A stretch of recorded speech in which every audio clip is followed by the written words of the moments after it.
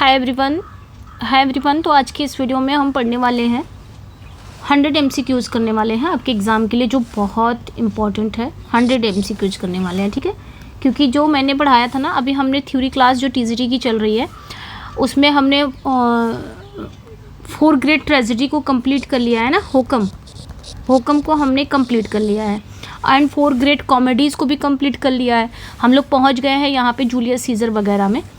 तो हम प्रैक्टिस भी करते चलेंगे, क्योंकि ऐसा नहीं है कि प्रैक्टिस नहीं करेंगे, सिर्फ हम थ्योरी करते रहें तो फिर टाइम निकल जाएगा।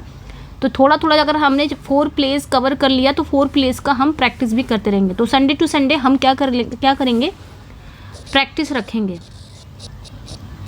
ठीक है। संडे टू संडे, आज संडे है तो मैंने सोचा कि आपका जो 4 ग्रेड ट्रेजेडी मैंने थ्योरी करा दी है आपकी यूट्यूब पर, और उसी थ्योरी क्लासेस का आज हम प्रैक्टिस करने वाले हैं। तो इस क्लास में आपको 100 क्वेश्चन मिलेंगे जो मैंने पढ़ाया है होकम को, थ्योरी क्लासेस TGT की। तो TGT, PGT, GIC तीनों के लिए काफ़ी इंपॉर्टेंट है ये, ऐसा नहीं है सिर्फ TGT के लिए है, तीनों के लिए काफ़ी इंपॉर्टेंट है।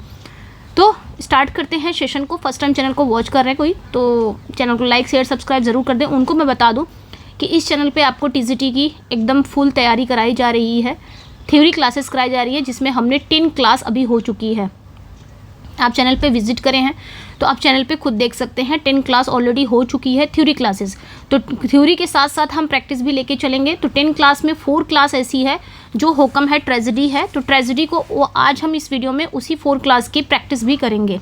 तो साथ साथ हम संडे टू संडे क्या करेंगे, प्रैक्टिस रखेंगे। जो हम आगे पढ़ेंगे थ्योरी में वही हम प्रैक्टिस करते रहेंगे संडे टू संडे, ठीक है। सो स्टार्ट करते हैं सेशन के। आज के इस वीडियो में हम Hamlet, Othello, King Lear, Macbeth चारों से क्वेश्चन लिए हैं और टोटल आपके 100 क्वेश्चन हैं, यानी कि 25-25 क्वेश्चन आपके हो जाएंगे। तो इस वीडियो में आज हम पढ़ने वाले हैं। सो स्टार्ट करते हैं सेशन को। आप अपना स्कोर ज़रूर शेयर करिएगा, क्योंकि स्कोर इसलिए बोल रही हूँ क्योंकि मैंने पढ़ाया आपको थ्योरी क्लास, कहीं और नहीं, यूट्यूब चैनल पर ही पढ़ाया है। इसलिए मुझे स्कोर मुझे ये चाहिए कि कितना आपने स्कोर किया है, कितना आप कितना आप क्या कर सकते हो, कितना आप पढ़ रहे हो, कितना आपको समझ में आ रही हैं चीज़ें। तो क्वेश्चन से हमको समझ में आएगा ना।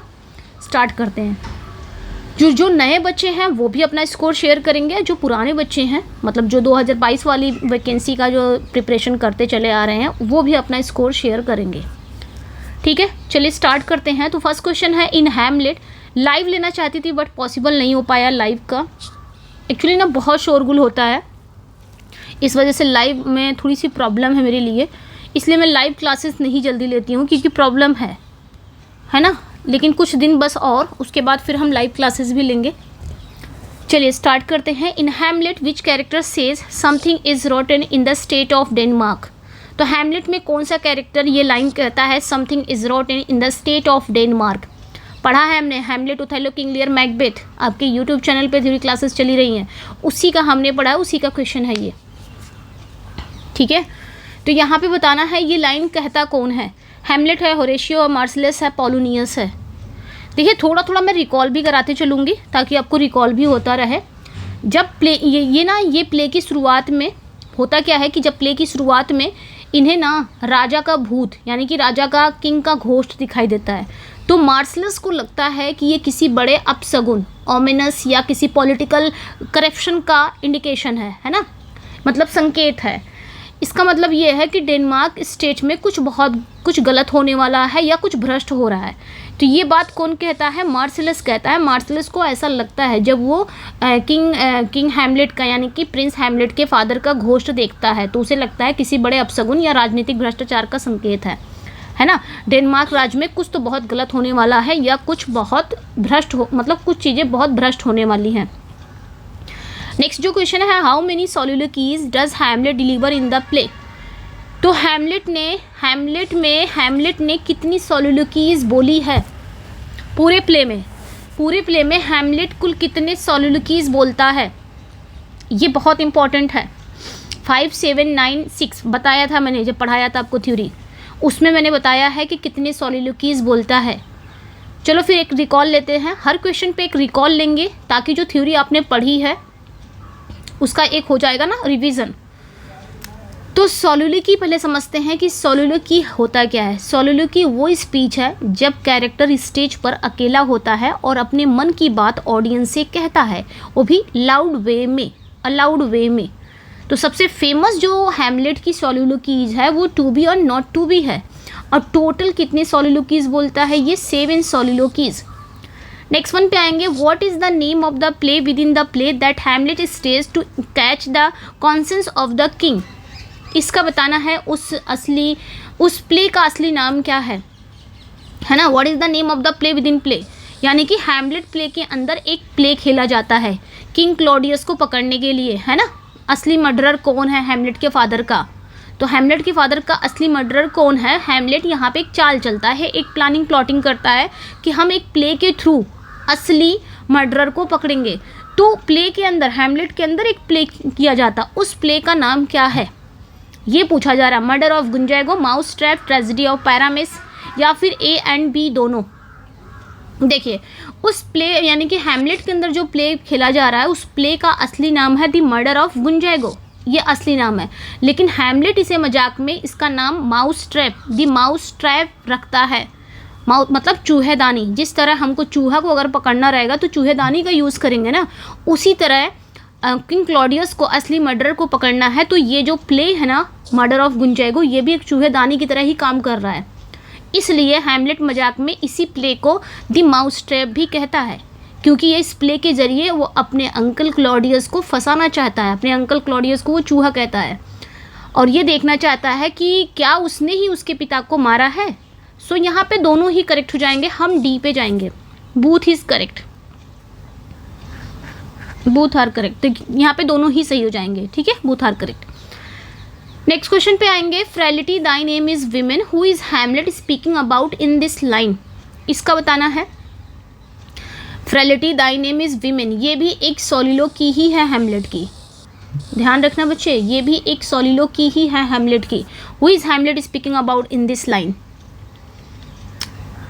तो हैमलेट जो है ना, हु इज हैमलेट मतलब ये जो लाइन है हैमलेट किसके बारे में बोल रहा है? तो ये हैमलेट ये बात अपनी माँ क्वीन गर्ट्रूड के लिए कहता है ना।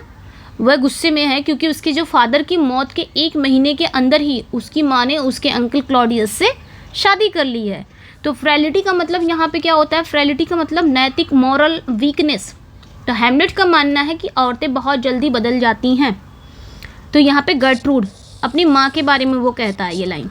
हालांकि माँ से नहीं कहता, माँ के बारे में कहता है। ये एक सोलिलोक्वी है, अकेले ही बोलता है वो। नेक्स्ट पे आ जाएंगे, in which act and scenes does the famous grave digger scene occur. तो बताना है, मैंने पढ़ाया था कि कब आता है ग्रेव डिगर सीन कब आता है। तो किस एक्ट और सीन में ग्रेव डिगर सीन आता है? अभी हैमलेट के क्वेश्चन चल रहे हैं, मैंने बताया है यहाँ पे अभी हैमलेट के ही क्वेश्चन चल रहे हैं। तो आपने बताना है तो किस एक्ट और सीन में ग्रेव डिगर सीन आता है। तो ये ध्यान रखना, ये फेमस है। ग्रेव डिगर सीन नहीं, ये फेमस है। इस सीन में होता क्या है, ये जो ग्रेव डिगर सीन है ना, इस सीन में होता क्या, फेमस सीन है हैमलेट की। और इस सीन में ये होता है कि हैमलेट को ना एक स्कल मिलती है और वह जीवन, लाइफ और डेथ पर बात करता है। वो स्कल अपने हाथ में लेकर, उस खोपड़ी को अपने हाथ में लेकर बात करता है। और ये सीन प्ले के एकदम क्लाइमेक्स से ठीक पहले आता है, यानी कि क्लाइमेक्स से ठीक पहले एक्ट 5 सीन फर्स्ट में आता है।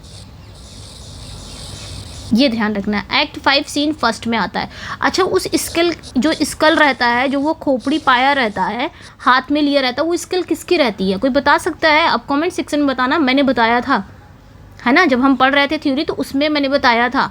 आप लोग के लिए ये क्वेश्चन एक और है मेरी तरफ से, क्वेश्चन ऑफ द डे, ठीक है, ये बताना है आप लोग को। हु किल्स पोलोनियस, पोलोनियस को कौन मारता है? तो ये भी बता दूं कि कब मरता है पोलोनियस। जब हैमलेट अपनी माँ के कमरे में बहस कर रहा होता है तब पोलोनियस कर्टेन के पीछे छिपा था, है ना। तो हैमलेट को लगा कि वो किंग क्लॉडियस छिपा है, इसलिए उसने बिना देखे तलवार चला दी और गलती से पोलोनियस मर गया। तो किसने मारा है? गलती से मरता है, हैमलेट ने मारा है, ठीक है, ये ध्यान रखना है। नेक्स्ट वन पे आ जाएंगे बच्चे, what is the relation between Polonius and Laertes. ठीक है, तो पोलोनियस और लियर्टीज़ के बीच में कैसा रिलेशनशिप है? तो मैंने बताया ना, ओफिलिया लियर्टीज की बहन है, पोलुनियस की बेटी है। ओफिलिया जो रहती है ना, ओफिलिया जो रहती है ये लियर्टीज की बहन है एंड पोलुनियस की बेटी है। ये बाप है और ये दोनों बेटा बेटी हैं इस बाप के। तो पोलुनियस और लियर्टीज में रिलेशनशिप क्या रहा, बाप बेटे का, ठीक है, फादर एंड सन का। राइट आंसर यहाँ पे बी हो जाएगा, ये ध्यान रखना आपने। नेक्स्ट पे आ जाएंगे, where was Hamlet studying before he return to Denmark for his father's funeral. तो यहाँ पे ध्यान रखना कि वेयर वॉज हैमलेट, हैमलेट कहाँ पढ़ रहा था जब वो अपने फादर के फ्यूनरल से पहले, मतलब अपने फादर के फ्यूनरल में आया था ना, वापस डेनमार्क वापस आ गया था, इसके पहले वो पढ़ाई कहाँ कर रहा था। विटनबर्ग, ऑक्सफोर्ड, पेरिस या हेडलबर्ग। देखिए हैमलेट जो है ना वो जर्मनी के विटनबर्ग यूनिवर्सिटी में पढ़ाई कर रहा था। जब उसे ये न्यूज़ मिली कि उसके फादर की डेथ हो गई तो वह पढ़ाई छोड़कर डेनमार्क वापस आया। और होरेशियो भी उसी यूनिवर्सिटी में उसका दोस्त था। तो यूनिवर्सिटी ऑफ विटनबर्ग, ये ध्यान रखना है ना, विटनबर्ग यूनिवर्सिटी में हैमलेट और उसका जो दोस्त था होरेशियो दोनों पढ़ रहे थे। नेक्स्ट पे आ जाएंगे, who says neither a borrower nor a lender be. ये कौन कहता है। देखिए ये ना, ये पोलुनियस देता है, ये पोलुनियस कहता है लियर्टीज से, है ना। पोलुनियस सलाह देता है, ये एक एडवाइस देता है अपने बेटे को, ठीक है, एडवाइस देता है अपने बेटे को, लियर्टीज को देता है। जब लियर्टीज कहाँ जा रहा है, फ्रांस जा रहा है। कहाँ जा रहा है, फ्रांस जा रहा है, फ्रांस यानी कि पेरिस, दोनों नाम याद रखना, पेरिस यानी कि फ्रांस जा रहा होता है। तो पोलुनियस उसे समझाता है कि जा तो रहे हो बेटे, but neither a borrower nor a lender be, ना किसी से उधार लो ना किसी को उधार दो, क्योंकि उधार देने से अक्सर पैसा और दोस्त दोनों खो जाते हैं। तो ये ध्यान रखना है, वो समझाता है, काफ़ी अच्छी बातें समझाता है। नेक्स्ट पे आ जाएंगे, what is the specific tragic flaw, यानी कि हमार्शिया ऑफन एसोसिएटेड विद हैमलेट। तो हैमलेट का हमार्शिया क्या था या ट्रेजिक फ्लॉ क्या था जिसकी वजह से हैमलेट का डाउनफॉल हुआ। हैमलेट की सबसे बड़ी कमी क्या थी, सबसे बड़ी ट्रेजिक फ्लॉ क्या था। तो उसका क्या था, टाल मटोल करना, उसको मारना था। उसका एम यही था ना, पर्पज़ यही था कि अपने फादर के मर्डरर को मारना, जबकि उसे पता था कि मेरे फादर का मर्डरर घूम रहा है, मेरा चाचा ही है। फिर भी वो क्या कर रहा था, बार बार टाल मटोल कर रहा था, मारूं कि ना मारूं, मौका मिलता भी था तब भी वो नहीं मारता था। प्रोक्रेस्टिनेशन था, टाल मटोल करना। दूसरा ये था डिसीजन ना ले पाना, निर्णय न ले पाना, सही समय पर क्या करना चाहिए ये डिसीजन इसने नहीं ले पाया, सही समय भी मिलता था तब भी ये नहीं मार पाया। तीसरा ये था कि बहुत ज़्यादा ओवर थिंकिंग करता था, बहुत ज़्यादा सोचता था और बदला लेने में देरी करता रहता था, जिसकी वजह से लास्ट में इसकी मौत हो जाती है, इसका डाउनफॉल हो जाता है हैमलेट का। ये हैमलेट की ट्रेजिक फ्लॉ था, इसे ही ग्रीक में हमार्शिया कहा जाता है, ठीक है। कमी, identify the speaker, the rest is silence. ये कौन कहता है, द रेस्ट इज साइलेंस। ये ना किसके शब्द हैं, Horatio, Hamlet, king Hamlet, Claudius.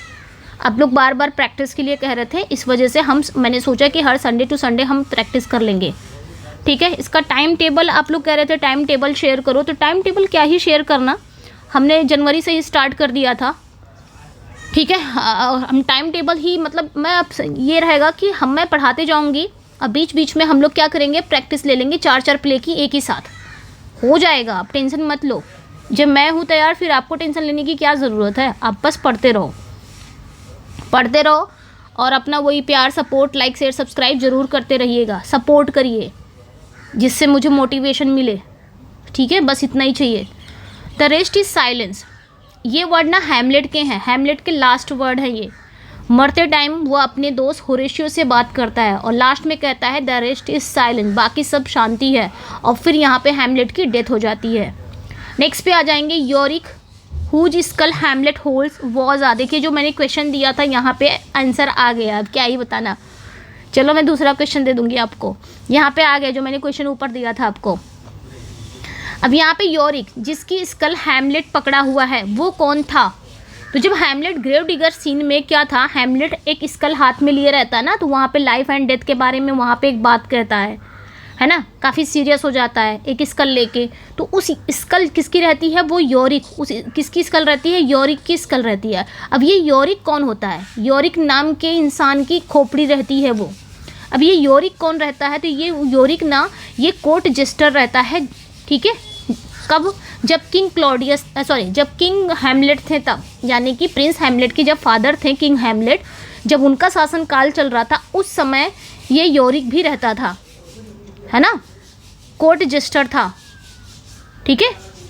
तो हैमलेट पहचान जाता है और याद करता है कि बचपन में योरिक उसे अपनी पीठ पर खिलाता था और बहुत हंसाता था। तो उसी टाइम के जब उसके फादर थे ना हैमलेट के, किंग हैमलेट, तभी के ये योरिक भी थे। तो योरिक की स्कल लेके हाथ में वो लाइफ एंड थोड़ा सा सीरियस हो जाता है, इमोशनल हो जाता है कि हाँ यही बंदा था जिसकी स्कल मैंने हाथ में लिया, यही बंदा एक दिन मुझे क्या कर रहा था, मुझे बहुत खिलाता था, बहुत हंसाता था बचपन में। ऐसा होता नहीं है। नेक्स्ट पे आ जाएंगे, हु आर रोजनक्रैंज एंड गिल्डेस्टर्न, है ना, हु आर रोजनक्रैंज एंड गिल्डेस्टर्न, ये दोनों कौन रहते हैं। कोशिश किया है सारे क्वेश्चन को इंक्लूड करने की, सारे इंपॉर्टेंट क्वेश्चन को।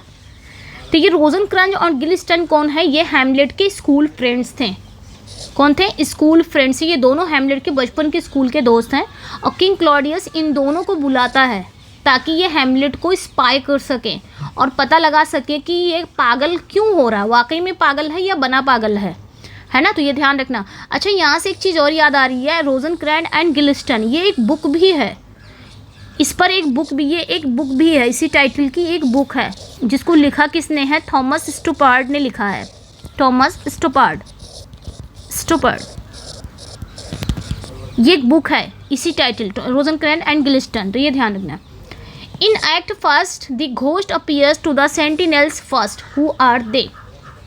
बताना है यहाँ पे कि एक्ट फर्स्ट जब कहानी शुरू होती है ना, प्ले की शुरुआत में ही क्या होता है, घोस्ट अपीयर होता है सेंटिनल्स में सबसे पहले। तो वहाँ पे रहता कौन है, सबसे पहले घोस्ट को कौन देखता है। अच्छा, 4 टाइम घोस्ट अपीयर होता है हैमलेट में, ये चीज़ ध्यान रखना है, ठीक है। तो एक्ट फर्स्ट में सबसे पहले आता है, तो घोस्ट को सबसे पहले देखता कौन है। प्ले की शुरुआत में जो सेंट्री ड्यूटी कर रहे हैं, जो सोल्जर रहते हैं, जैसे कि बर्नार्डो एंड फ्रांसिस्को, है ना, ये दोनों रहते हैं सबसे पहले, बर्नार्डो एंड फ्रांसिस्को रहते हैं सबसे पहले, यही दोनों देखते हैं। बाद में ये लोग जाके बुलाते हैं, मार्शलस आता है, बाद में मार्शलस भी देखता है, और इन्हीं को सबसे पहले घोस्ट दिखाई देता है, इन दोनों को। तो ध्यान रखना यहाँ पे।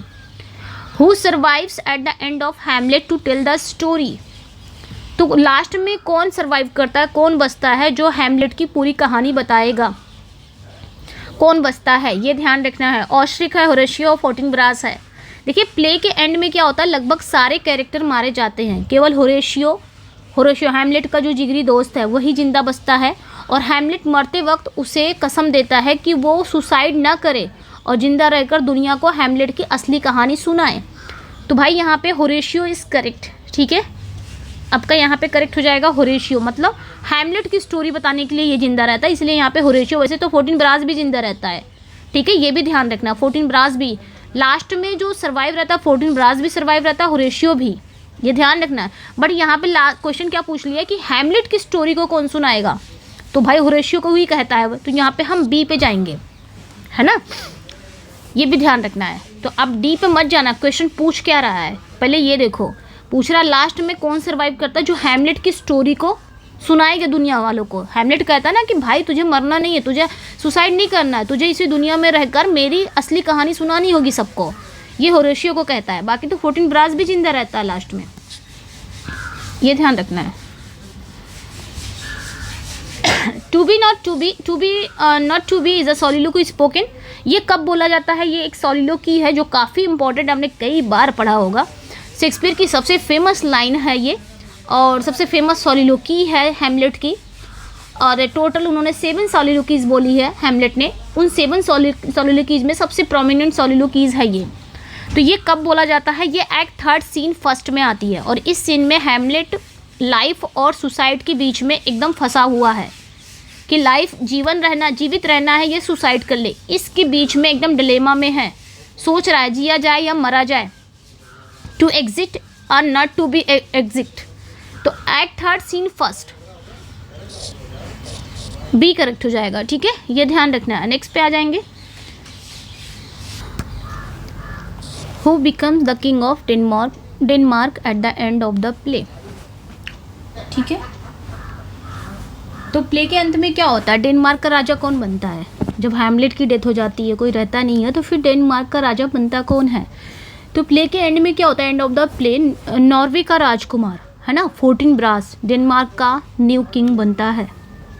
ओके, 14 ब्रास, ये ध्यान रखना है, क्योंकि बात क्या था कि मरते समय हैमलेट ना अपना डाइंग वॉइस 14 ब्रास को देता है, यानी कि अपना जो डाइंग वॉइस है या बोल सकते हो समर्थन, वो 14 ब्रास को देता है, क्योंकि डेनमार्क का पूरा शाही परिवार खत्म हो चुका होता है इस वजह से।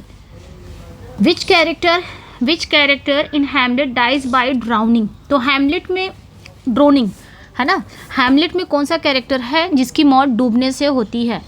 Gertrude, Ophelia, Rosencrantz, Guildenstern. तो ध्यान रखना, ओफिलिया की मौत डूबने से होती है। ओफिलिया कौन रहती है, daughter of Polonius, sister of Laertes, है ना। अच्छा, इसकी डेथ ये पागल क्यों हो जाती है कि इसके फादर पोलोनियस की डेथ के बाद ये पागल हो जाती है और ये एक नदी में गिर जाती है, या यूँ बोलो कि माला गूंथते गूंथते गिर जाती है या कूद जाती है, जहाँ इसके भारी कपड़ों की वजह से ये डूब जाती है।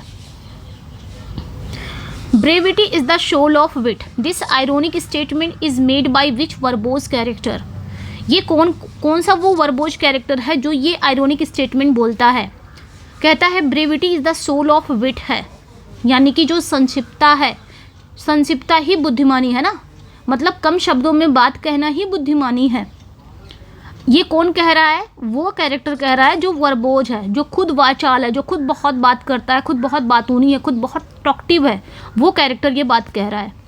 तो कौन है ऐसा कैरेक्टर, पोलोनियस है ना। ये एक आयरनी है यहाँ पे, इस लाइन में एक आयरनी ये है कि ये बात पोलोनियस कहता है। पोलोनियस जो खुद एक वर्बोज कैरेक्टर है, बहुत बात करता है, जो खुद प्ले का सबसे वर्बोज कैरेक्टर, सबसे बोरिंग कैरेक्टर है, और ये खुद कभी कम शब्दों में बात नहीं करता और दूसरे को सिखा रहा है brevity is the soul of wit.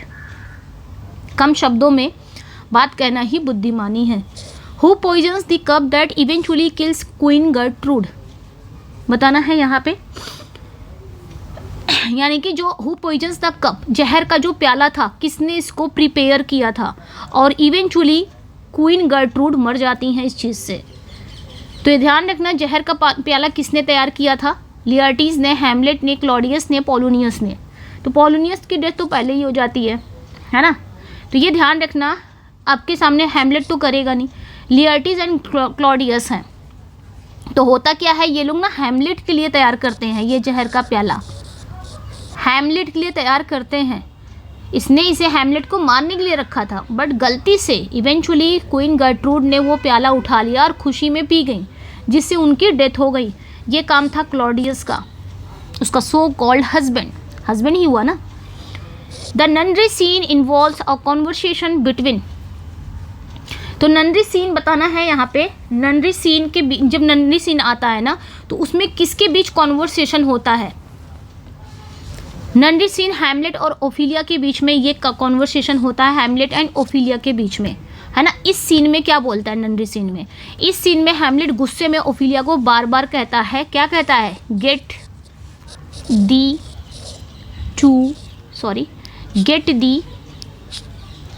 To ननरी, है ना, टू अ ननरी,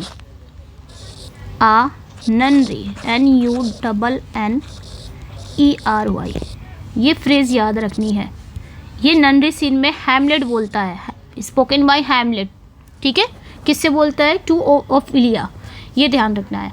जाओ, जाकर नन बन जाओ, सन्यासिन बन जाओ, कुछ भी, क्योंकि वह दुनिया और औरतों से नफरत करने लगा था माँ की हरकतों के बाद। What does Hamlet call Polonius when he fails to recognize him, feigning madness?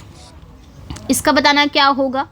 Hamlet Polonius को क्या कहता है, बताना है ना। जब हैमलेट पागल होने का नाटक कर रहा होता है तो पोलोनियस को जानबूझकर कहता क्या है ना। जब वो फेनिंग मैडनेस, पागल होने का नाटक कर रहा था, उस बीच वो पोलोनियस को क्या कहता है, तो उसे ना फिश मॉन्गर कहता है। क्या कहता है, फिश मॉन्गर, मछली बेचने वाला। फिश मॉन्गर के और भी वर्ड्स हैं, जैसे आप बोल सकते हो दल बदलू टाइप का, कुछ इस तरह, है ना। ये पोलोनियस को चिढ़ाने या नीचे दिखाने के लिए कहा गया था, ये ध्यान रखना। In the closet scene who does ghost appear to. Closet scene भी आता है, काफ़ी सीन इसमें है, ननरी सीन है, क्लोजेट सीन है, ग्रेव डिगर सीन है, सारे सीन्स को आपने याद रखनी है। तो क्लोजेट सीन में क्या होता है ना, who does the ghost appear to, बताना है। जब क्लोजेट सीन कब आता है जानते हो, जब हैमलेट अपनी माँ के क्लोजेट में होता है, मतलब बेडरूम में होता है, ठीक है, बेडरूम में होता है। तो जो घोस्ट है वो फिर से आता है, लेकिन इस बार घोस्ट सिर्फ हैमलेट को दिखाई देता है।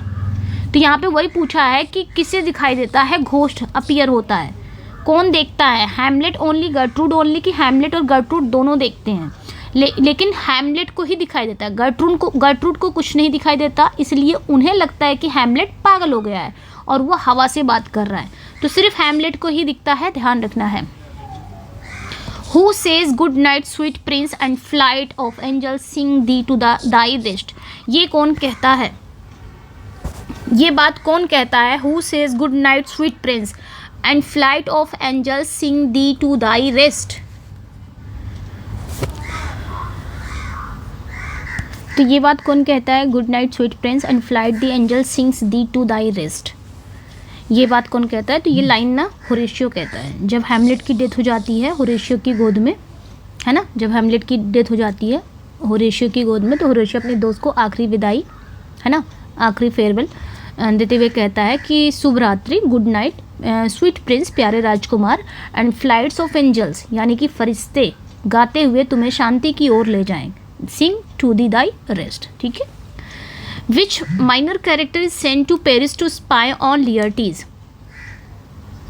ठीक है, Which minor character is sent to Paris to spy on Laertes? तो कौन से वो माइनर कैरेक्टर है जिसको लियर्टीज पर स्पाई करने के लिए पेरिस भेजा जाता है, फ्रांस भेजा जाता है?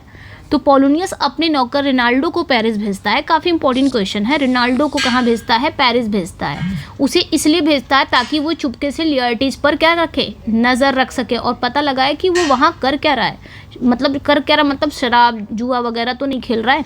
तो ये दिखाता है कि पोलोनियस कितना शक करने वाला फादर है। अब यहाँ से हम ओथेलो को देखेंगे। अभी इस पर और भी वीडियो आएगी बच्चा, टेंशन मत लेना, बहुत सारी वीडियो हम पढ़ने वाले हैं, कोटेशन वगैरह बहुत करने वाले हैं, तो इस पर और भी वीडियो आएगी। अभी तो बस मैंने जो पढ़ाया उसका हम बस एक रिकॉल ले रहे हैं प्रैक्टिस का, जो मैंने थ्योरी क्लास कराई है आपको, कि आप कितना भूले हो कितना। अभी ज़्यादा दिन तो हुआ नहीं, 10 क्लास हुआ है। What is the sub title of the play Othello? Othello का सब टाइटल क्या है? तो मैंने बताया था कि टाइटल का मतलब इस प्ले का पूरा टाइटल है Othello the mover of Venice, है ना, यही था पूरा, द मूवर ऑफ वेनिस, ठीक है। यानी कि मूवर का मतलब है उत्तर अफ्रीकी या अरब मूल का काला व्यक्ति।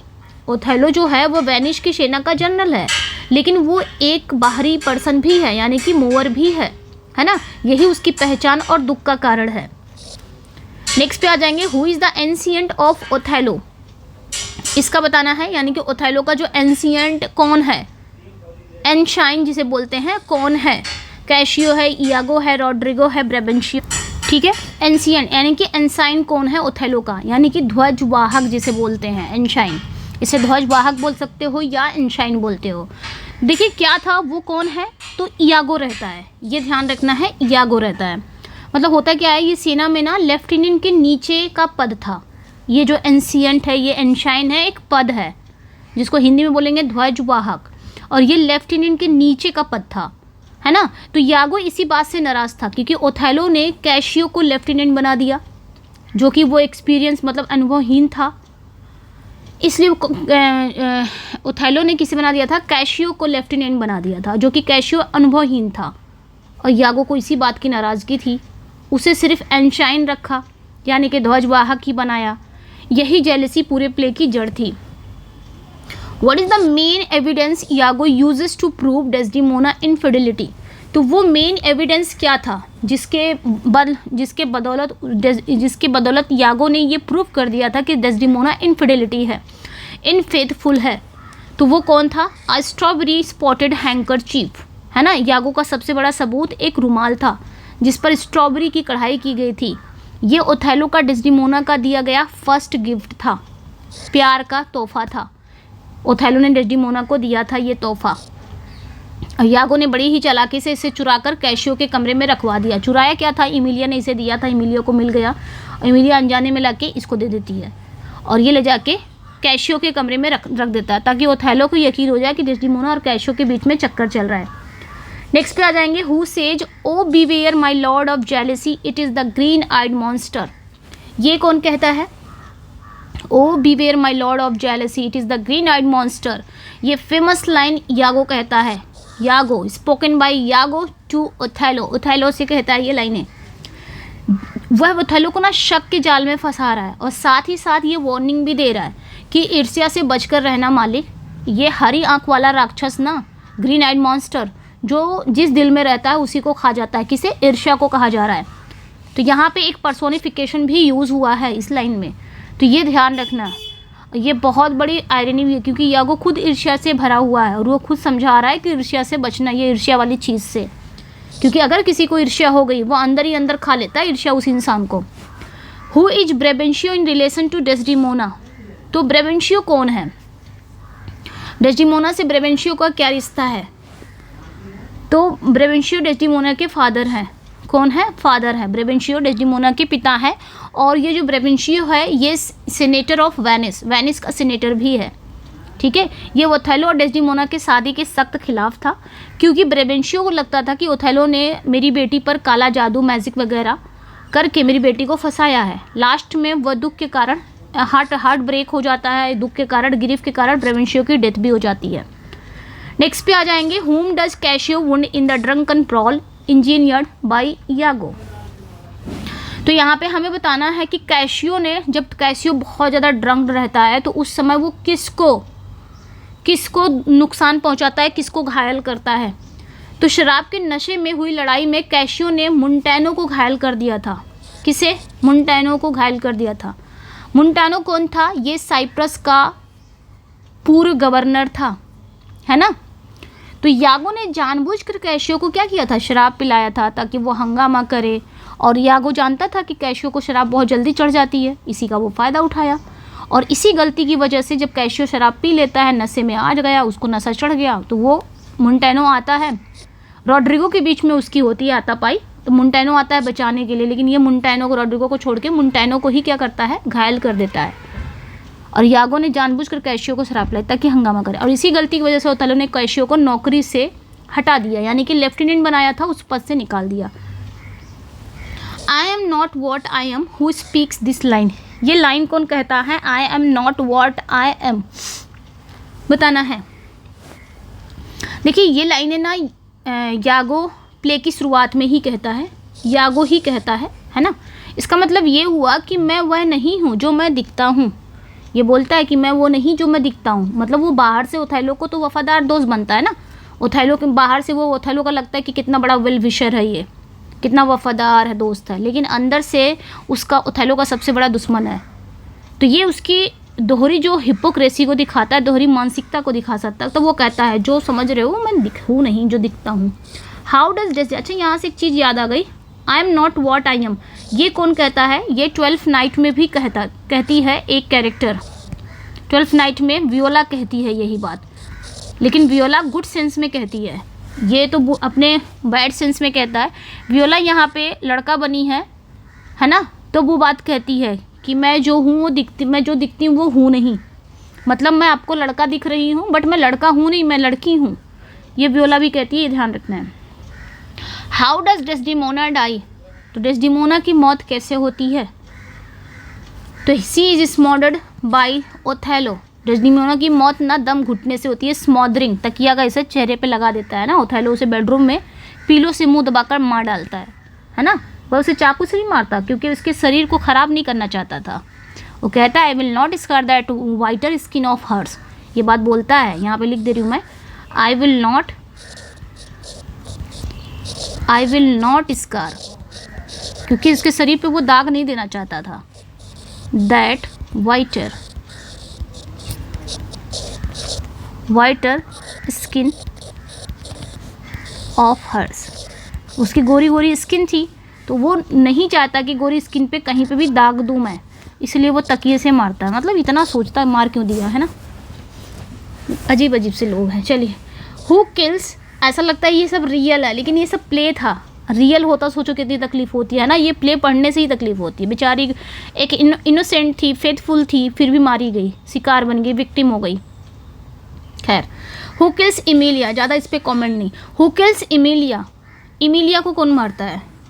तो इमिलिया का उसका पति ही यागो ही मार देता है। जब इमिलिया पूरी कहानी लास्ट में बता देती है कि इन सभी के पीछे मेरा ही पति है, सबके सामने यागो की पोल खोल देती है कि रुमाल उसी ने चुराया था, तो यागो गुस्से में उसे तलवार से मार देता है और भागने की कोशिश करता है।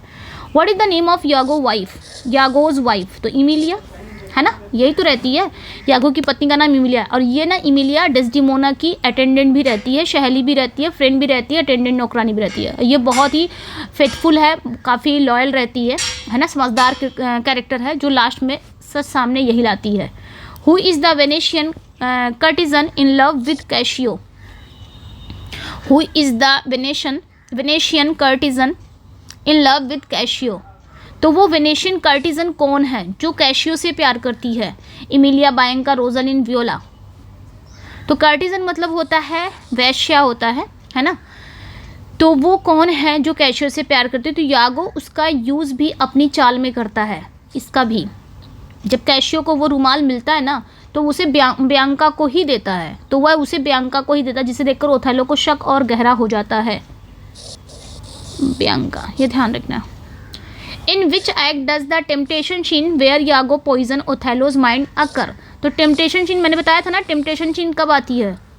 ओथेलो में, ये मैंने बताया था। टेम्पटेशन सीन ये होता है जहाँ पे यागो ओथेलो के दिमाग में वो जहर भर देता है, जहर भरता है। तो ये प्ले का ना एक टर्निंग पॉइंट है टेम्पटेशन सीन।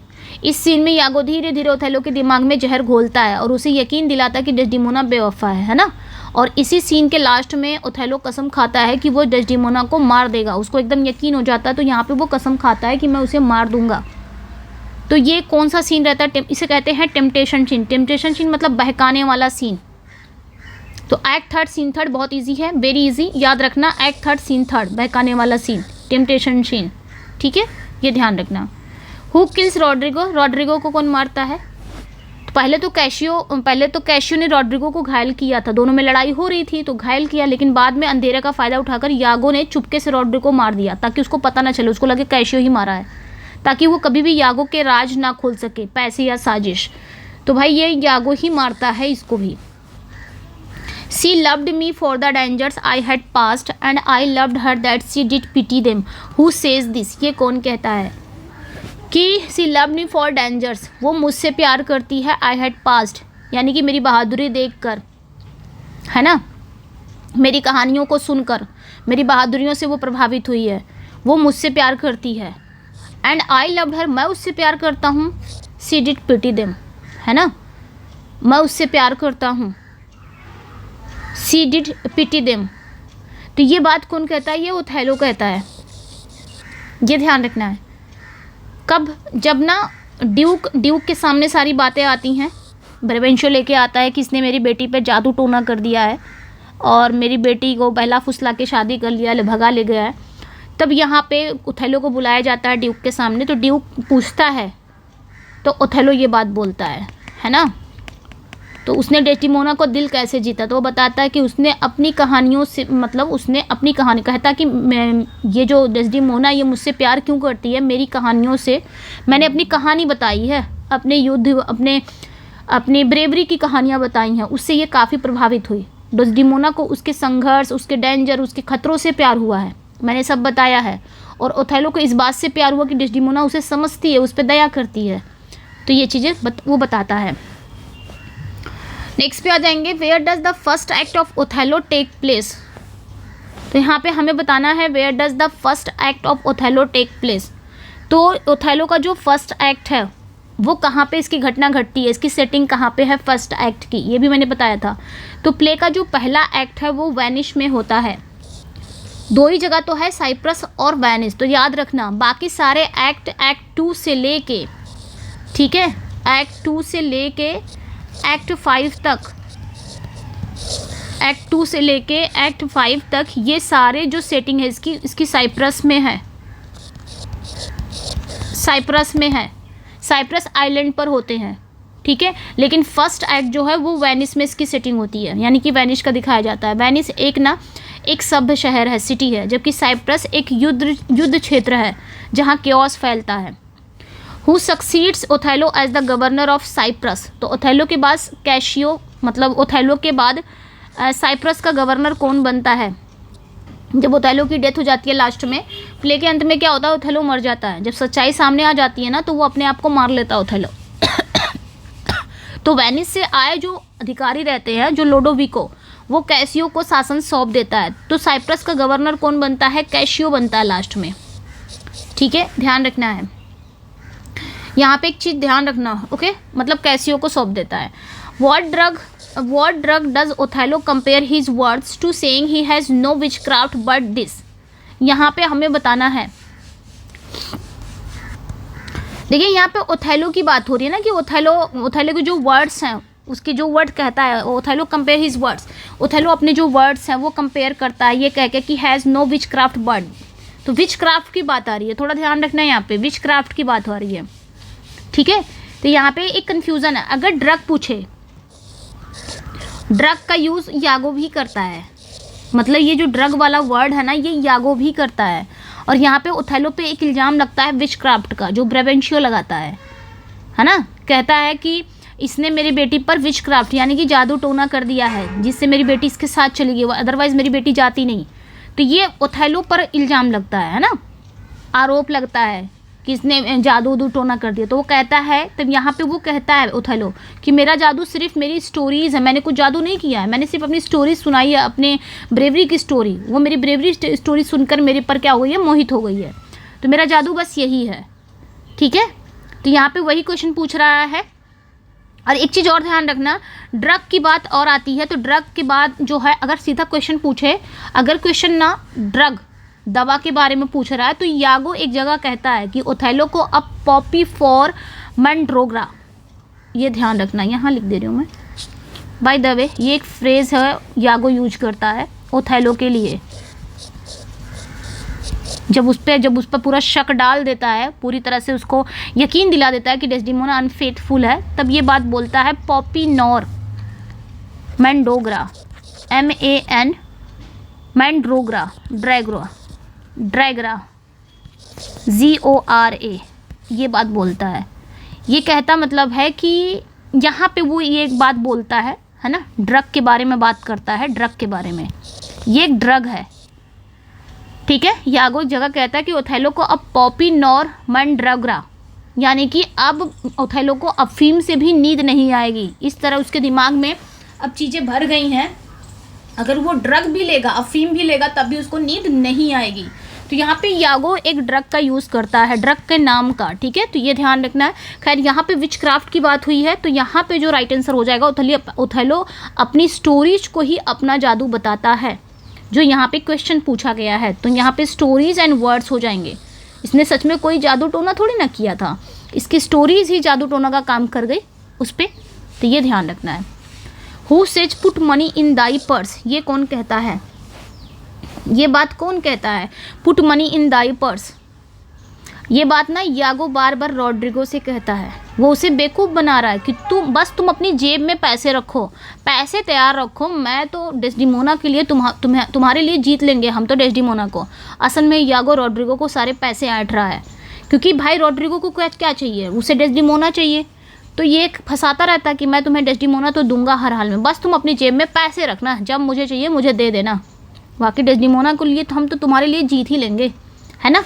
तो यहाँ पे यागो टू रॉड्रिगो, ये यागो कहता है रॉड्रिगो, बस तुम अपनी जेब में पैसे रखना, बाकी डेस्डिमोना को हम दे देंगे तुमको, डेस्डिमोना कोई सामान है ना, उठा के दे देगा। Identify the speaker, I kiss thee ere I killed thee, no way but this, killing myself to die upon a kiss, ये लाइन कौन कहता है, तो भाई ये ओथेलो की लाइन है, लास्ट लाइन है ना। सुसाइड करने के बाद वो गिरते हुए अपनी डेड पत्नी डेस्डिमोना को किस करता और कहता है, मैंने तुम्हें मारने से पहले किस किया था और अब खुद मरते हुए भी तुम्हें किस कर रहा हूँ, क्या फ़ायदा। नेक्स्ट पे आ जाएंगे, who finds the handkerchief dropped by Desdemona, देखिए हैंकरचीफ गिर जाती है, गलती से डेस्डिमोना के हाथों से गिर जाती है हैंकरचीफ, जो हैंकरचीफ रहती है, जो रुमाल रहता है, जो यागो दिया रहता है डेस्डिमोना को, तो वो हैंकरचीफ गिर जाती है। और इसको पाता कौन है? तो इमिलिया पाती है ना, ये ध्यान रखना। डेस्डिमोना ने उसे गलती से गिरा दिया था हैंकरचीफ को, इमिलिया उसे उठा लेती है क्योंकि उसका पति यागो बार बार उसे उस रुमाल को चुराने के लिए कह रहा था, इसलिए। तो इमिलिया को नहीं पता था यागो इसका बुरा इस्तेमाल करेगा, लेकिन ले जाके ये दे देती है। यहाँ पे ये गलती करती है, लेकिन इसको सच में पता नहीं रहता है। बार बार कहता है जाके रुमाल चुरा के ला, लेकिन इसको पता नहीं रहता कि इसका गलत यूज़ करेगा, इतना गलत यूज़ करेगा। What does यागो call jealousy? यागो jealousy को क्या कहता है? तो ये ओथेलो से कहता है कि ये ग्रीन आइड मॉन्स्टर है मालिक, माय लॉर्ड, ये ग्रीन आइड मॉन्स्टर है ना। ये जो फ्रेज है ये शेक्सपियर ने ही बनाया था, अ ग्रीन आइड मॉन्स्टर, हरी आंखों वाला राक्षस। और ये जो फ्रेज़ है ना, ये शेक्सपियर ने ही बनाया था, जो आज भी यूज़ होता है। इसका मतलब ऐसी जलन जो इंसान को अंदर ही अंदर खा जाती है, ये मतलब। Why is Roderigo angry with Iago in the opening scene? तो रॉड्रिगो ओपनिंग सीन में क्या होता है, वो यागो से गुस्सा क्यों रहता है? रॉड्रिगो इसलिए गुस्सा है क्योंकि उसे पता चलता है कि डेस्डिमोना ने ओथेलो से शादी कर ली है। तो वो सोचता भाई तुम मेरे लिए डेस्डिमोना लाने कह रहे हो, मैं तुम मेरे पैसे भी ले रहे हो, अब तो डेस्डिमोना ने ओथेलो से शादी कर लिया, अब मुझे डेस्डिमोना कैसे मिलेगी? तब वो गुस्सा करता है यागो से। उसने यागो को ढेर सारे पैसे दिए थे ताकि वो डेस्डिमोना से उसकी शादी करवा सके। तो उसे लगता है यागो ने पैसे भी ले लिए और काम भी नहीं किया। तो यहाँ पे क्या हो जाएगा करेक्ट? 47 का Iago didn't help him marry Desdemona, यहाँ पे बी इज़ करेक्ट। ठीक है, नेक्स्ट पे आ जाएंगे। Which character is the governor of Cyprus before Othello arrives? यहाँ पे हमें बताना है ओथेलो के आने से पहले साइप्रस का गवर्नर कौन था, ओथेलो के आने से पहले, है ना। उसके बाद ओथेलो बन जाता है, ओथेलो के बाद कौन बनता है? कैशियो बनता है, इतना याद रखना। ओथेलो के आने से पहले साइप्रस का गवर्नर रहता है मोंटेनो। मोंटेनो के बाद कौन बनता है? ओथेलो। साइप्रस का गवर्नर कौन बनता है? ओथेलो। ओथेलो के बाद कौन बनता है? कैशियो। ये ध्यान रखना। ठीक है, तो ये ओथेलो को बहुत सम्मान करता है मोंटेनो, और इसी मोंटेनो के बाद में शराबी कैशियो घायल कर देता है। तो ये ध्यान रखना है। Who says men should be what they seem? ये कौन कहता है? Men should be what they seem, Othello, Cassio, Iago, Desdemona, ये बात कौन कहता है? इसका मतलब ये वो इंसान को वैसा ही होना चाहिए जैसे वो दिखता है। ये एक आयरनी है, यागो साहब कहते हैं, जो वो खुद है नहीं, है ना। ये बात यागो खुद कह रहा है, जो दुनिया का सबसे बड़ा धोखेबाज है, जो ये दिखता है कि वो बिल्कुल वो है नहीं, जो दिखता है वो है ही नहीं, वो बिल्कुल ऊपर से बहुत शुभचिंतक दिखता है, बहुत अच्छा वफादार दोस्त दिखता है, लेकिन अंदर से वो बहुत जलनखोर है ना। वो ओथेलो की बातों में फंसाने के लिए अच्छी अच्छी बातें ज़रूर करता है कि इंसान को कैसा होना चाहिए, जैसा होना, मतलब जैसा दिखता है वैसा ही होना चाहिए। Othello suffers from which medical condition as hinted in the play? तो बताना है यहाँ पे प्ले में ओथेलो जो है ना वो किस मेडिकल कंडीशन से सफ़र कर रहा है। ओथेलो, ठीक है। तो यहाँ पे प्ले में दिखाया गया कि ओथेलो को ना बार बार एपिलेप्सी के दौरे पड़ते हैं। ओथेलो को पढ़ते हैं, थोड़ा सा यहाँ पे कंफ्यूजन है क्योंकि मैंने अभी कल ही पढ़ा है, जूलियस सीजर को पढ़ते हैं ये वाली। देखिए मेडिकल कंडीशन की बात करेंगे तो जूलियस सीजर था ना, अभी मैंने कल ही पढ़ाया है इसको। जूलियस सीजर को ये एपिलेप्सी की बीमारी थी, ओथेलो को कोई बीमारी नहीं थी। ओथेलो को ये था कि सिंड्रोम, जिस हिसाब से उसने यागो की बात में आया, अपनी बीबी डेस्डिमोना को मार दिया, तो उसे आज की भाषा में, आज की लैंग्वेज में बोलेंगे कि ओथेलो को क्या हुआ था, तो ओथेलो को सिंड्रोम हो सकता था कि हाँ सिंड्रोम का वो शिकारी हो गया था, लेकिन कोई बीमारी नहीं थी, कोई मेडिकल कंडीशन नहीं था ओथेलो का। ठीक है, लेकिन ये एपिलेप्सी की जो बीमारी थी ये जूलियस सीजर का कैरेक्टर का था। ठीक है, ये ध्यान रखना, यहाँ पे मैंने क्लियर कर दिया है, सिंड्रोम याद रखना। सेक्शन 3 में आ जाएंगे किंग लियर। अब हम 51 से 75 क्वेश्चन किंग लियर से देखेंगे। ठीक है, किंग लियर का देख लेते हैं जल्दी से क्वेश्चन। ओके, तो which daughter of King Lear refuses to flatter him in the opening scene? यहाँ पे थोड़ा सा कन्फ्यूज़न होगा, क्वेश्चन बनाया होगा मैंने ना, तो ये कन्फ्यूज़न है क्योंकि जूलियस सीजर भी मैंने कल पढ़ाया है, तो उसी में वो कन्फ्यूज़न हो गया है, तो मैंने यहाँ पे आपको क्लैरिफाई कर दिया है। खैर, which daughter of King Lear refuses to flatter him in the opening scene. तो ओपनिंग सीन में किंग लियर की कौन सी बेटी है जो फ्लैटर करने से मना कर देती है, चापलूसी करने से, झूठी तारीफ करने से मना कर देती है। तो जब लियर अपनी बेटियों से पूछता है ना, कि भाई सब, वो कहता ना कि जो सबसे ज़्यादा तारीफ़ करेगा, जो मुझसे सबसे ज़्यादा प्यार करेगा, उसी को मैं अपना राजपाट दूंगा। तीनों बेटियों को बुलाता है। तो जब लियर अपनी बेटियों से, अपनी डॉटर से पूछता है कि तुम मुझसे कितना प्यार करती हो, तो बड़ी बेटी गॉन्डिल और रीगन जो सेकंड वाली बेटी है वो झूठी तारीफ़ करती हैं ताकि उन्हें ज़्यादा राज्य मिल सके। लेकिन जो कॉर्डेलिया जो सबसे यंगेस्ट डॉटर है वो सच बोलती है कि मैं आपसे उतना ही प्यार करती हूँ जितना एक बेटी को करना चाहिए, न कम न ज़्यादा। तो वो कौन रहती है? कॉर्डेलिया रहती है। सो यहाँ पे सी इज़ करेक्ट है। As flies to wanton boys are we to the gods, they kill us for their sport. Who says this? ऐसा किसने कहा है? ये बात कौन कहता है? ये फेमस लाइन है, ये कहता कौन है? तो ये बात ग्लॉसेस्टर कहता है। जब ग्लॉसेस्टर की दोनों आंखें फोड़ दी जाती हैं बाय क्रॉमवेल एंड रीगन के द्वारा, तो वो अंधा होकर भटक रहा होता है। तब वो कहता है, जैसे शरारती बच्चों के लिए, as flies to wanton boys. Wanton boys मतलब होता है शरारती बच्चे। जैसे नॉटी बच्चों के लिए मक्खियाँ होती हैं ना, जिन्हें वो खेल खेल में मार देते हैं, वैसे ही हम गॉड्स के लिए, यानी कि देवताओं के लिए हैं, वह हमें अपने इंटरटेन के लिए मारते हैं। तो इस प्ले का ये पैसिनिज्म को दिखाता है, पैसिमिज्म को दिखाता है। Who is illegitimate son of the earl of Gloucester. तो ग्लॉसेस्टर का बास्टर्ड सन कौन है, इलेजिटिमेट सन कौन है?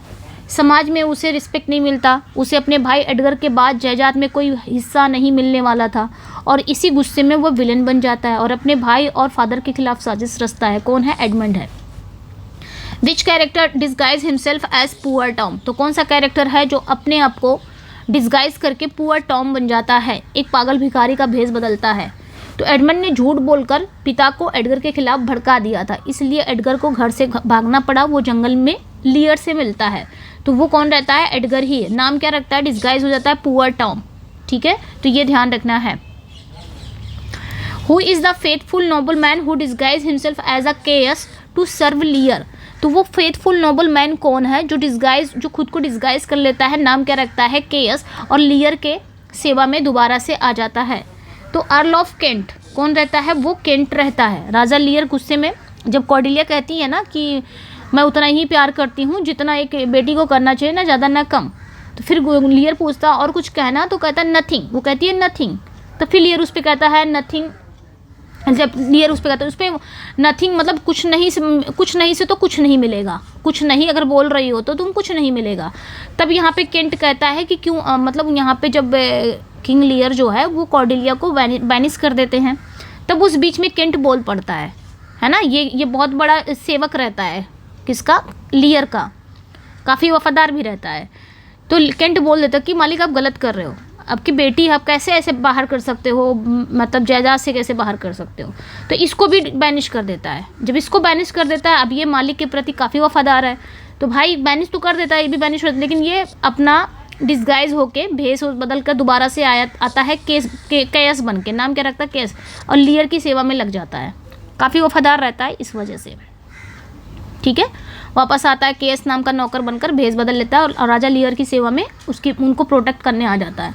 How many knights does Lear demand to keep. तो कितने नाइट्स लियर ने रखने के लिए डिमांड किए थे? 50, 100, 25 या 10।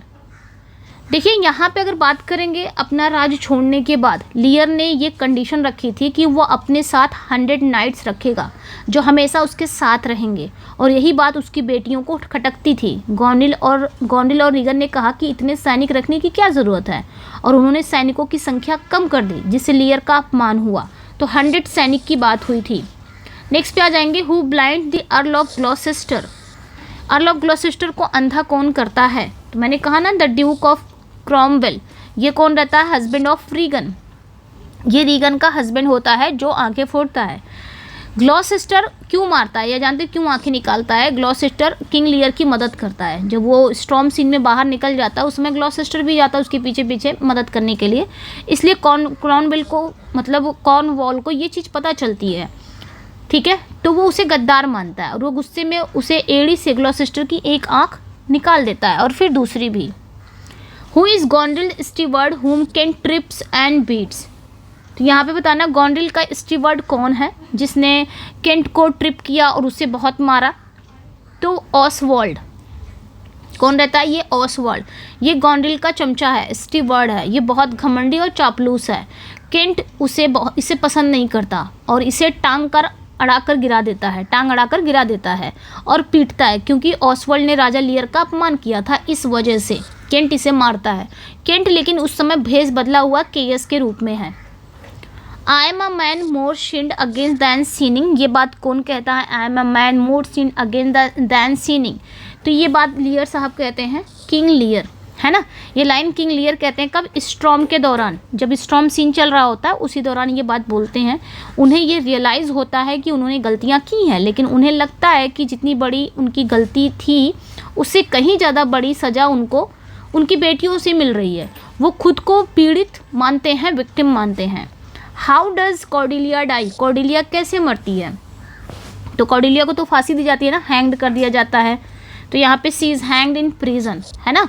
एडमंड रहता है, एडमंड जेलर को ये एक सीक्रेटली आदेश देता है कि उसे मार दिया जाए कॉर्डेलिया को। लास्ट में जब तक एडमंड अपने आदेश वापस लेता है तब तक बहुत देर हो चुकी होती है। लियर उसे गोद में उठाकर लाता है, लेकिन वो मर चुकी होती है बेचारी।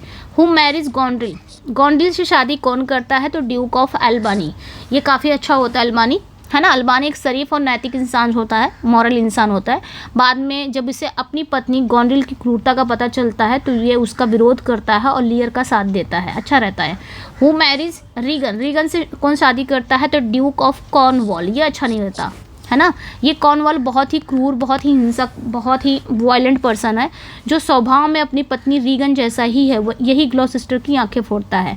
इन which scene does the famous storm scene occur? तो किस सीन में आता है, किस एक्ट और सीन में स्टॉर्म सीन आता है, ये बताना है। तो एक्ट 3 में आता है स्टॉर्म सीन।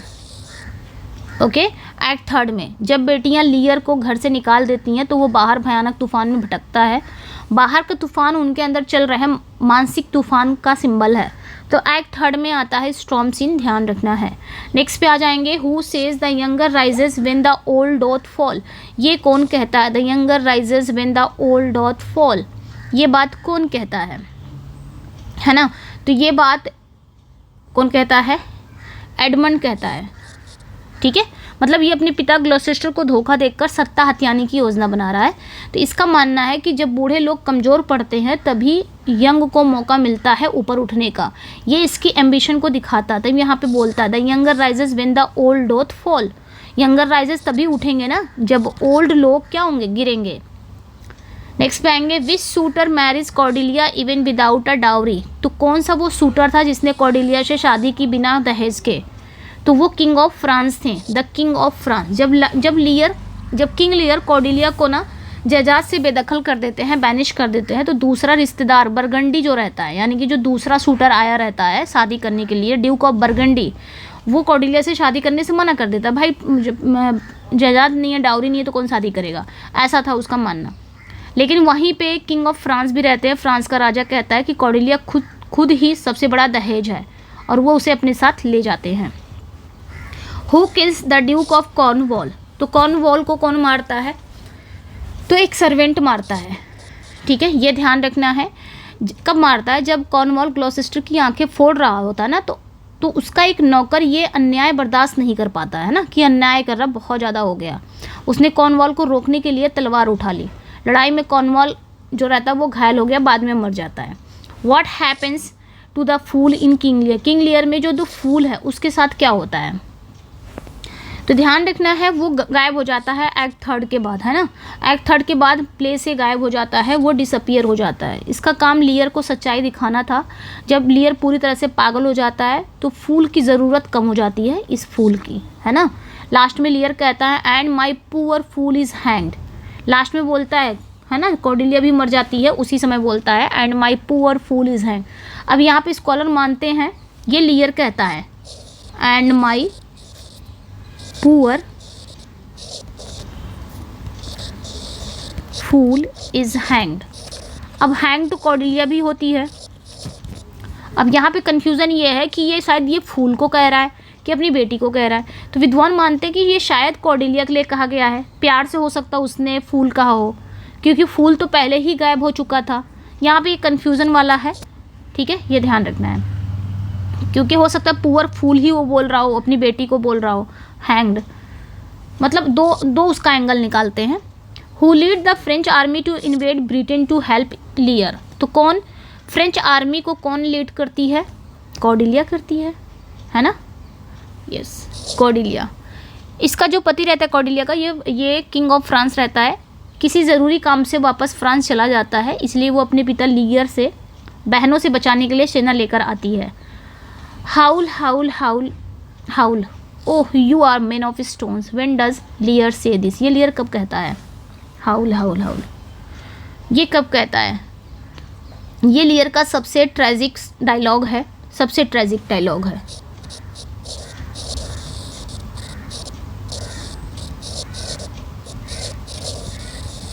डायलॉग है, जानते हो कब कहता है? ये तब कहता है जब वो अपनी डेड बेटी कॉर्डेलिया की बॉडी को अपनी बाहों में उठाकर स्टेज पर आता है।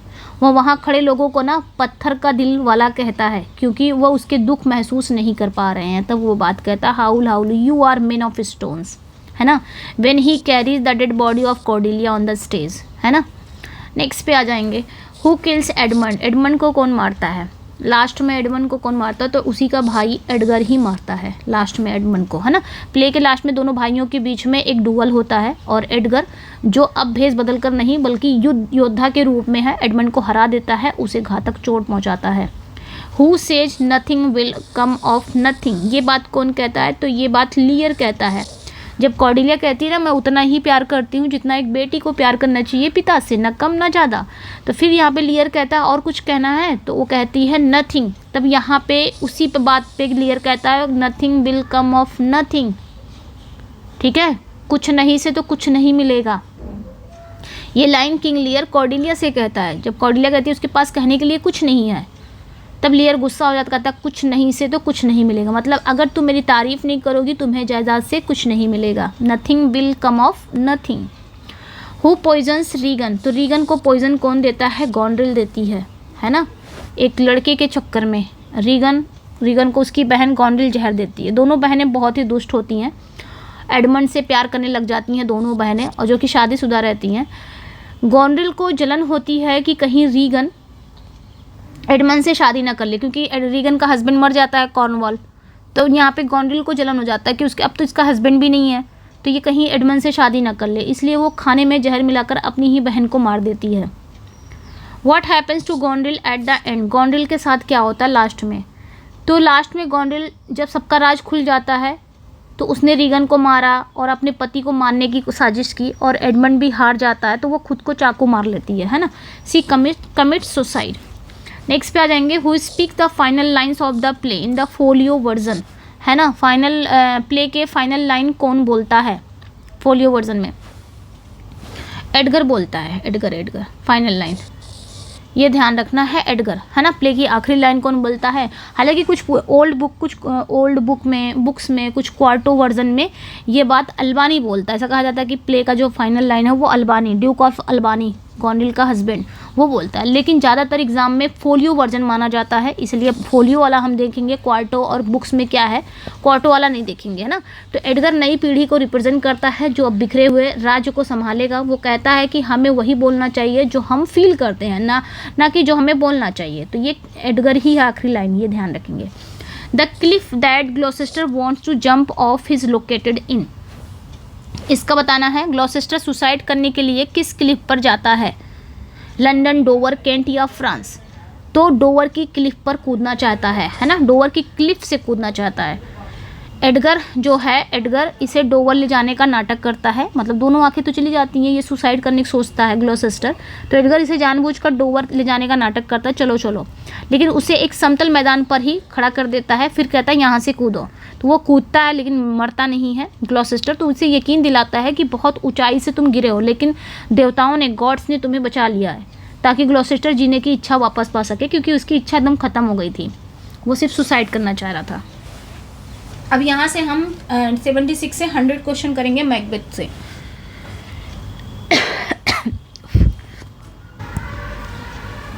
अब यहाँ से मैकबेथ के क्वेश्चन देख लेते हैं, let's see. Who are the weird sisters, weird sisters कौन है?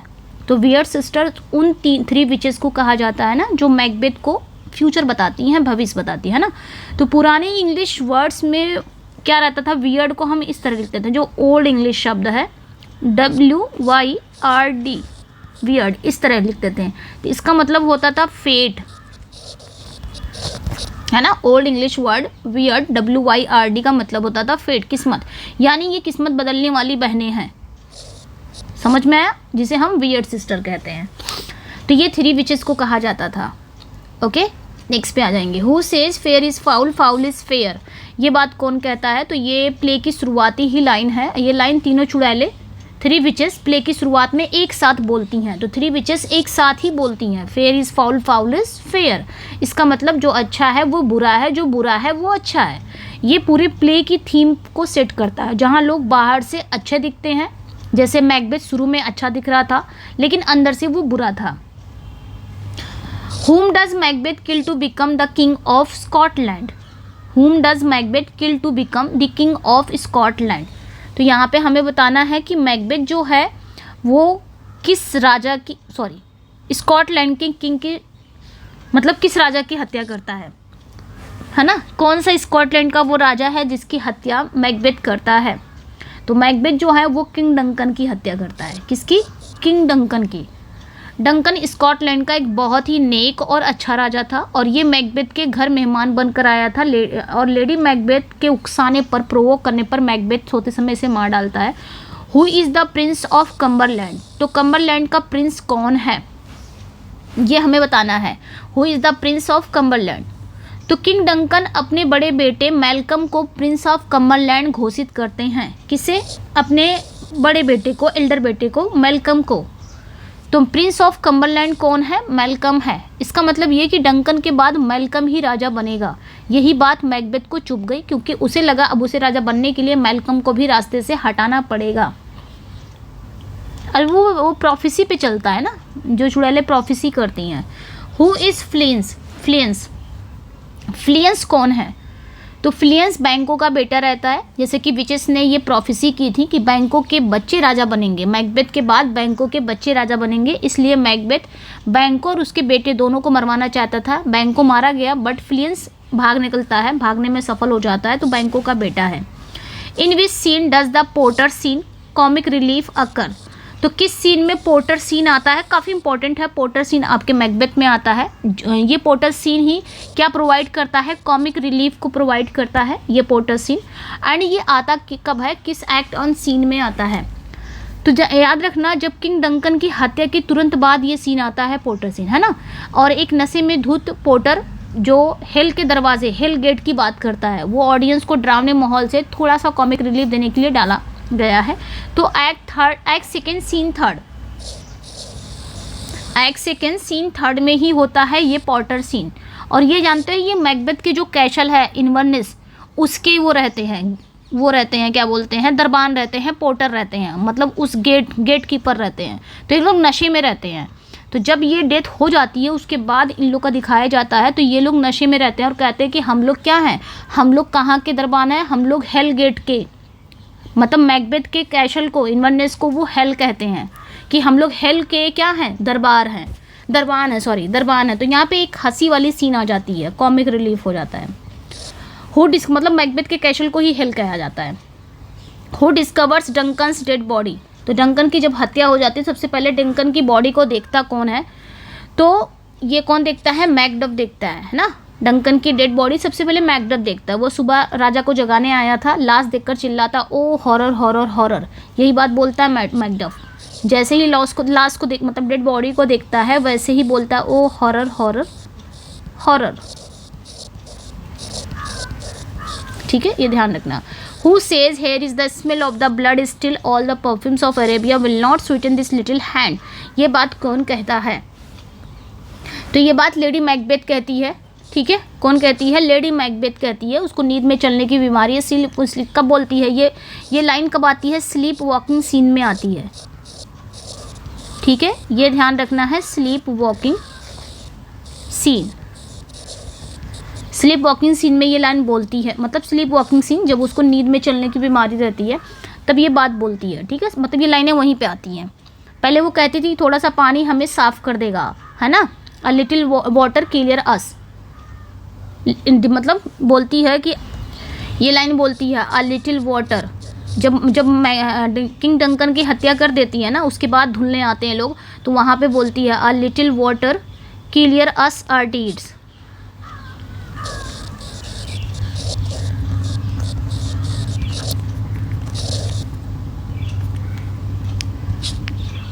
क्लियर आर डीड शायद है, यहाँ पे थोड़ा सा कन्फ्यूज़न हो रहा है, यही शायद बोलती है a little water clear our deed, मतलब हमारे कामों को, हमारे कर्मों को ये जो लिटिल थोड़ा सा पानी है, थोड़ा सा पानी हमें साफ कर देगा। क्लियर अस होता है I think, clear us deed,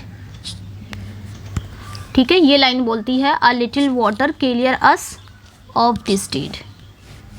पहले तो ये बोलती है लेडी मैकबेथ, पहले यही बोलती है a little water clear us of this deed. ये इसलिए बता रही हूँ ना क्योंकि इस लाइन का जस्ट ऑपोजिट ये लाइन है, फॉयल लाइन है, इसलिए बता रही हूँ। पहले ये बोलती है जब किंग डंकन की हत्या हो जाती है ना, तब ये बोलती है थोड़ा सा पानी है हमें साफ़ कर देगा, लेकिन अब वही थोड़ा सा पानी नहीं साफ़ कर पा रहा है। अब कहती है, अब उसे लगता है कि उसके हाथों से खून की बू आ रही थी, जो अरब के सारे परफ्यूम भी उस बू को नहीं हटा पाएंगे, है ना, जो उसके गिल्ट को दिखाता है। तो ये ध्यान रखना है। The witches predict that Macbeth shall never be vanquished until. तो विचेस क्या प्रिडिक्ट करती हैं कि मैकबेथ कभी नहीं होगा, मतलब कभी कोई उसे हरा ही नहीं पाएगा तब तक।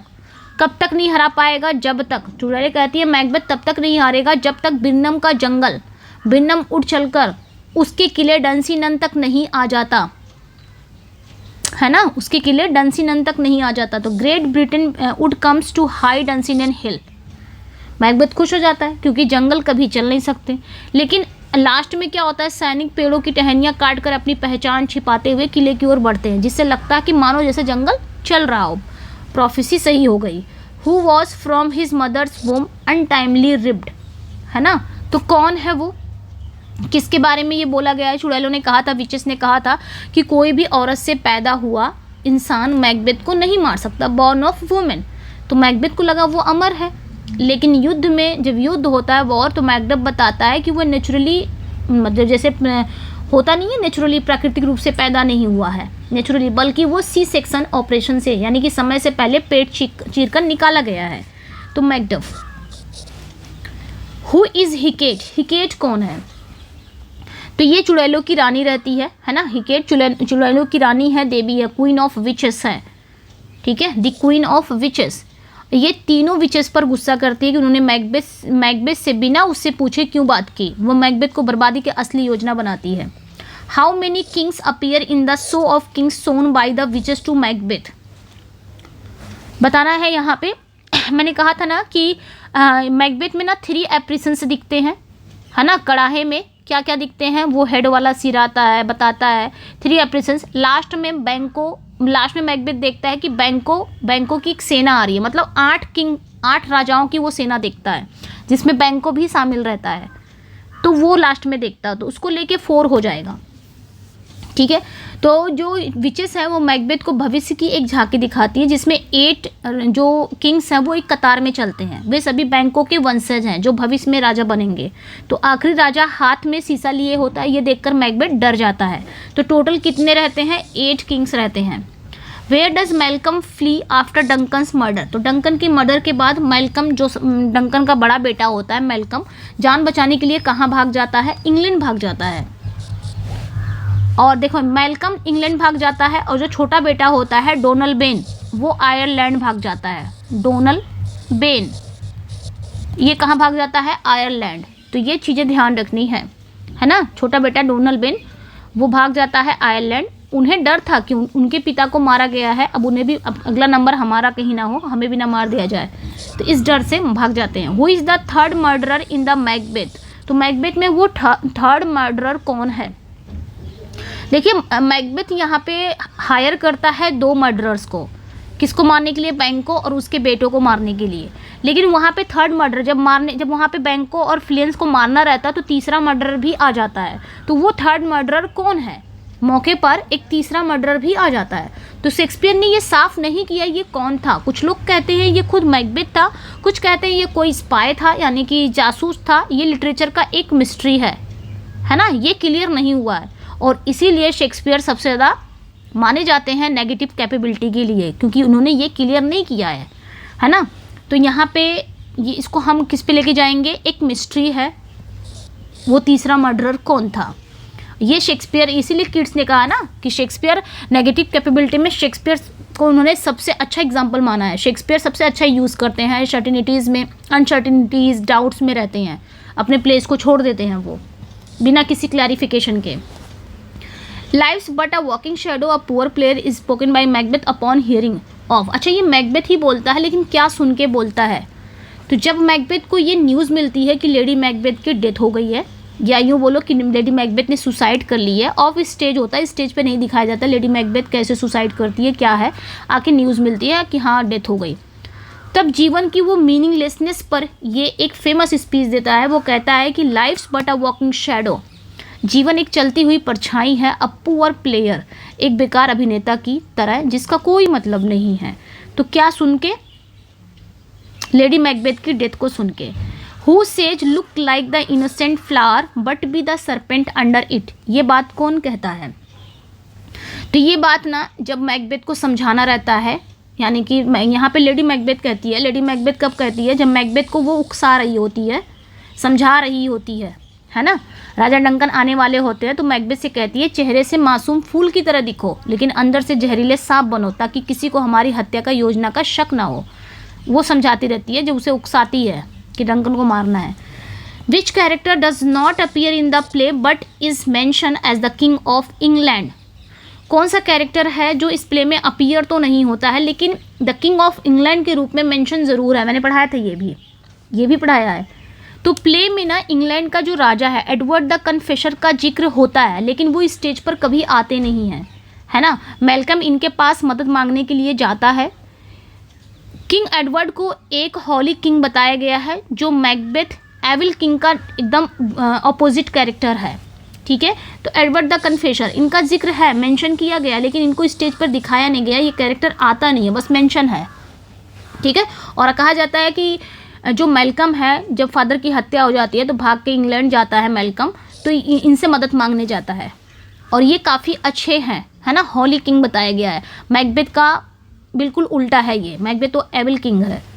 हु किल्स मैकबेथ, तो मैकबेथ, वेरी इजी क्वेश्चन है ना। भयंकर युद्ध के बाद मैकबेथ क्या करता है, मैकबेथ का सिर काट देता है और उसे नए राजा मैल्कम के पास ले जाता है। नेक्स्ट पे आ जाएंगे, where is Macbeth castle located where Duncan is killed. तो मैकबेथ का वो महल, मैकबेथ का वो जो महल है, जो काशल है, वो कहाँ लोकेटेड है, जहाँ डंकन को मारा जाता है। तो मैकबेथ का वो महल जहाँ डंकन की हत्या हुई थी वो इन्वर्नेस में था। मैकबेथ के कैसल का नाम क्या था, महल का क्या नाम था, इन्वर्नस, ध्यान रखना है। बाद में राजा बनने पर वो डंसिनन के किले में रहने लगता है। पहले तो वो इन्वर्नेस में रहता है, बाद में जब राजा बन जाता है तो वो डंसिनन किले में रहने लग जाता है। तो ये भी ध्यान रखना, डंसिनन को भी याद रखना। डंसिनन किले में रहने लग जाता है बाद में, आफ्टर जब वो बन जाता है after king. Who is the goddess of which craft who scold the 3 witches. तो यहाँ पे बताना, ये क्वेश्चन आई थिंक फिर से रिपीट हो गया है।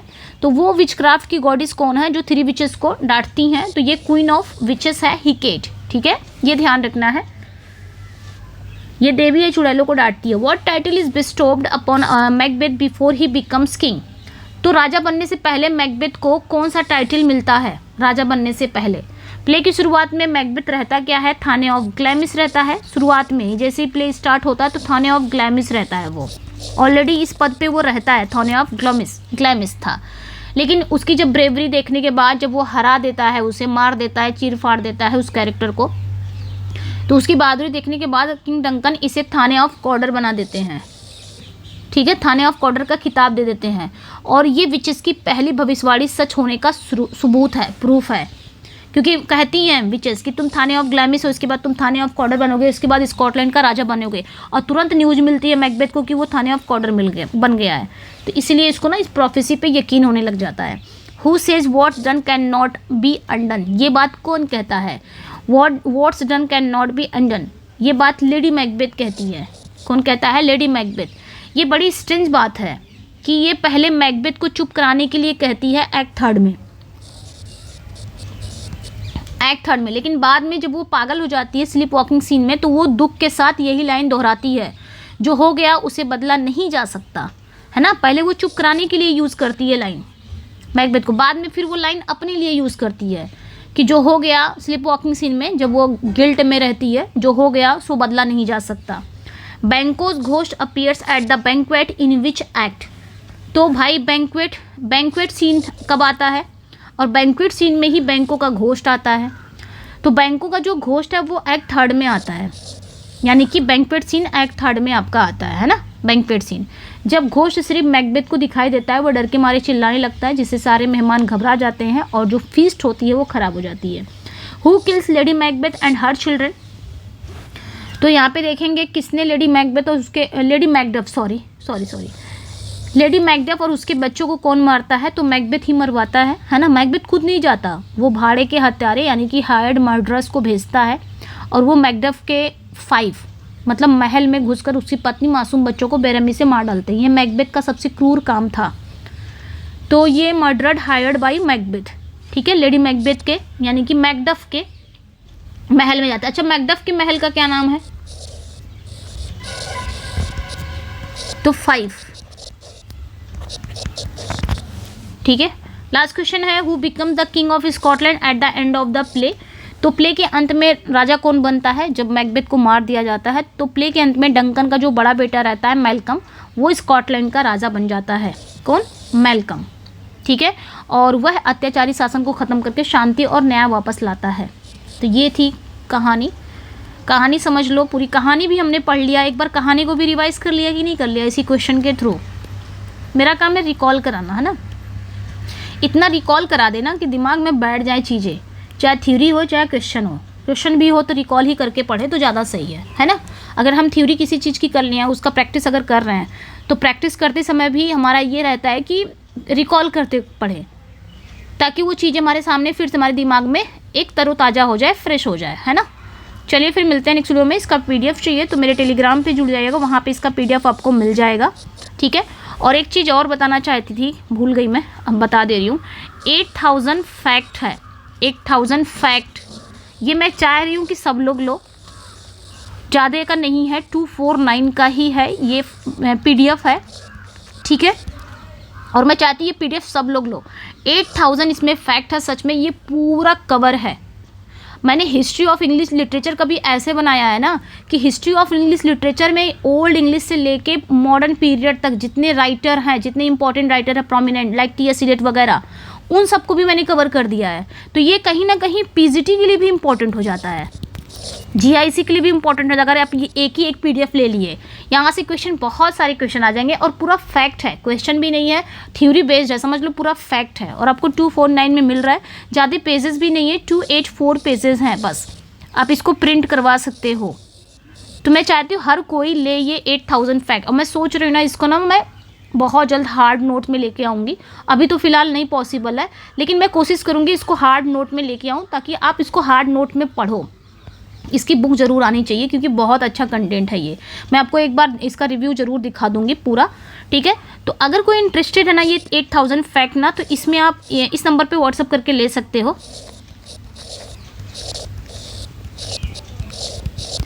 8081848735 पे आप व्हाट्सअप करके ये ले सकते हो। मैं चाहूँगी कि ले लो, मैं खुद रिकमेंड कर रही हूँ, आप ले लीजिए। ज़्यादा का नहीं है, 249 की ही PDF है, आप ले लीजिए। अभी आपके पास बहुत टाइम है, जून है, तब तक आपको बहुत नॉलेज हो जाएगा उससे। और सिर्फ ये TGT के लिए नहीं है, बस बनी तो है TGT के लिए, एकदम पूरा टोटल मैंने TGT के लिए बनाया। मतलब एकदम कहते हैं ना, वो एकदम डीप बना दिया है मैंने, एकदम फैक्ट डीप वाइज। इवन मैंने हिस्ट्री ऑफ इंग्लिश लिटरेचर को इसमें बनाया है ना, तो हिस्ट्री ऑफ इंग्लिश लिटरेचर के जितने भी प्रोमिनेंट राइटर हैं, आपके जो एरा के प्रोमिनेंट राइटर, उनको भी रख दिया है। तो सोचो कितना डीप गया होगा। बहुत इजी भी है, मतलब बेसिक से डीप ऐसा है, तो ले लीजिएगा। बाकी इसकी जो PDF चाहिए, आप मेरे टेलीग्राम पे जुड़ जाइएगा, वहाँ पे इसकी PDF मिल जाएगी, लिंक डिस्क्रिप्शन में है। ओके, मिलते हैं नेक्स्ट वीडियो में। Thank you for watching, bye bye.